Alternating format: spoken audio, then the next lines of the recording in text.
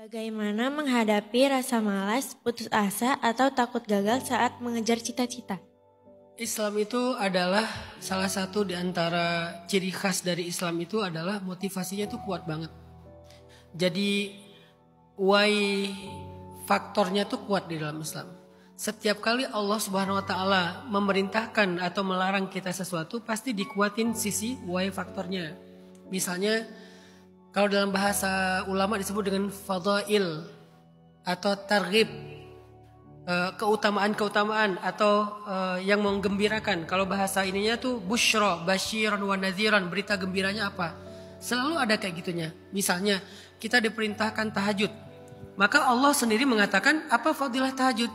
Asa ayyab'asaka rabbuka maqaman mahmuda, mengangkat value kita. Value di dunia dan value di akhirat. Nanti ditambahkan lagi dengan hadis-hadis. Misalnya tahajud itu menjadi jalan keluar, tahajud itu menjadi keajaiban, tahajud itu menjadi cahaya di wajah kita dan dalam kubur. Dunia dan akhirat selalu ada motivasi-motivasi why-nya yang kuat. Begitu juga ketika kita disuruh puasa, disuruh sedekah. Bukankah sedekah itu menambah harta? Bukankah puasa itu menjadi kesehatan? Bukankah puasa itu menjadi perisai? Kita disuruh berzikir. Bukankah zikir itu adalah cara kita dekat dengan Allah sehingga Allah tolong kita dengan cara yang ajaib? Dan banyak lagi faktor-faktor why yang lainnya. Sehingga Kak Jenny kalau lagi ngerasa futur, kurang semangat, kurang bergairah dalam satu kebaikan, coba ulik lagi why-nya. Misalnya kalau ibadah, cari hadis-hadis fadilah ini apa sih? Kayak lagi malas ngaji nih. Fadilah membaca surat ini apa sih? Fadilah membaca surat Al-Mulk. Oh ternyata Al-Mulk itu adalah pembela kita di dalam kubur. Siapa yang, ini kata Nabi ya, siapa yang malam-malam harinya rajin membaca surat Al-Mulk, nanti di kuburannya gak bakalan sendiri.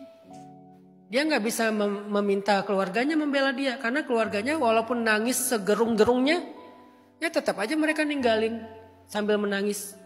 Yang membela kita adalah bacaan surat Al-Mulk.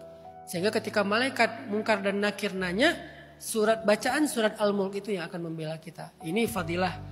Fadilah membaca surat Al-Kahfi, surat Yasin, surat ini, surat itu, Al-Waqi'ah, Ar-Rahman dan seterusnya.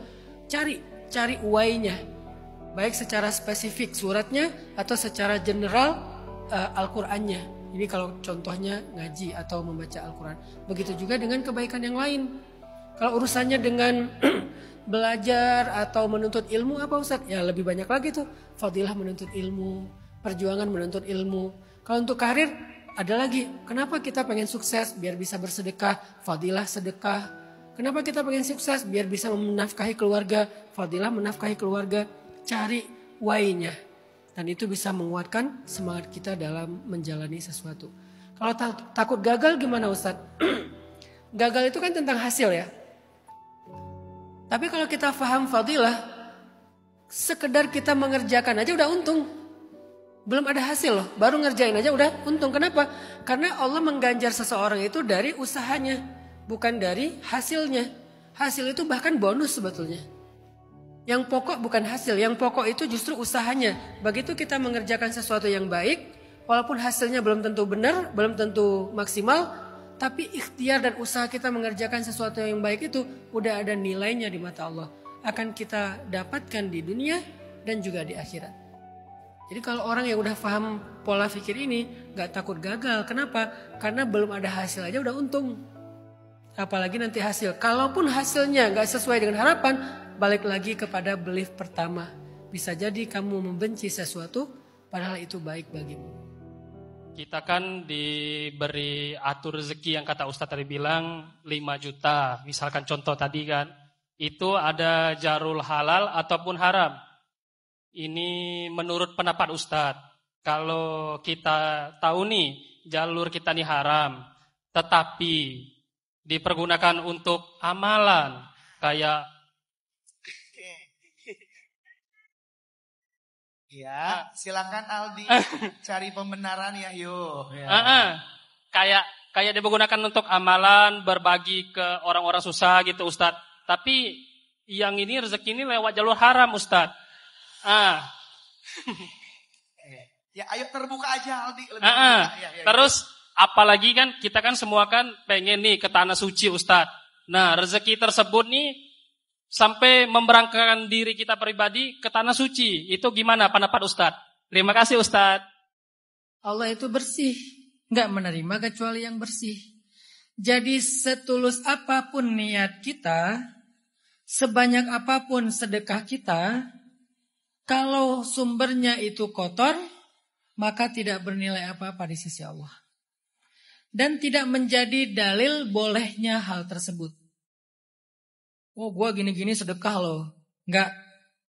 Gue walaupun haram tapi dipakai buat naik haji. Enggak.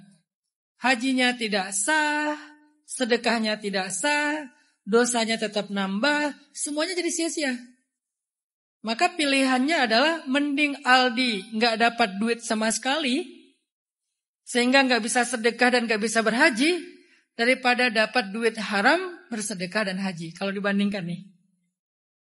Tapi enggak ada bandingan kayak gitu. Biasanya kalau kita meninggalkan yang haram, Allah langsung memberikan kita pilihan yang halal. Masalahnya kita berani enggak ninggalin yang haram, itu aja. Rasa takut kita ninggalin yang haram itulah yang disebut dengan wasawisus syaitan. Namanya takhwif. Di antara Talbisul Iblis ada satu buku tebal judulnya Talbisul Iblis. Cara-cara iblis menggoda manusia. Salah satu namanya takhwif, menakut-nakuti. Kamu kalau kamu ninggalin riba ini, kamu ntar nggak ada kerjaan. Kalau kamu nggak pakai cara ini, nanti kamu nggak akan kaya-kaya.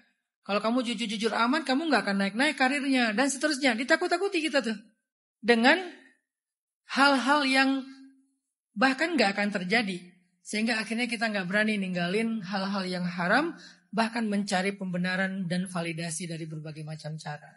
Jadi Aldi jawabannya semua itu sia-sia.